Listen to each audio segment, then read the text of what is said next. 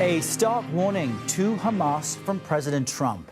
Last night, he set a deadline for the release of all remaining hostages in Gaza and warned there will be consequences if they don't. No, I would say Saturday at 12, we want them all back. I'm speaking for myself. Israel can override it. But from myself, Saturday at 12 o'clock, and if they're not here, all hell is going to break out. CBS News correspondent Natalie Brand is following this for us from the White House this morning. Natalie, that ultimatum came when the president was signing executive orders. But give us a bit of context in how this came up and what else was said.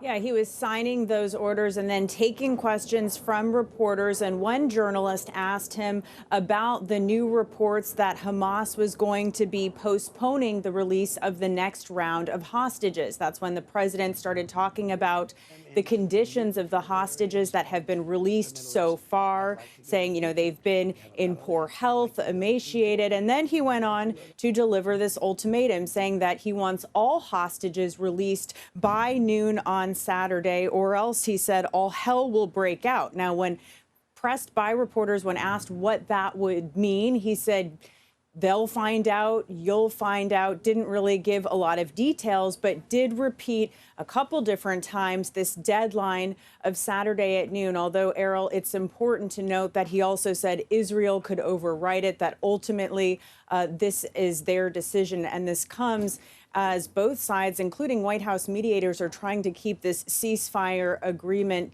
together. Hamas had accused Israel of violating it by not letting some Palestinians return to the north, also saying that they were coming under attack of gunfire. Well, Israel has said that if the release of additional hostages is postponed, that would be a clear violation, putting the military forces there on high alert. Yeah, the agreement is delicate as it is. I also want to ask you about the new federal ruling yesterday. It blocked what could have been some potentially steep cuts to medical research. What's the latest on that front? Yeah, once again, a federal judge has put Trump administration changes on pause while it further considers this case.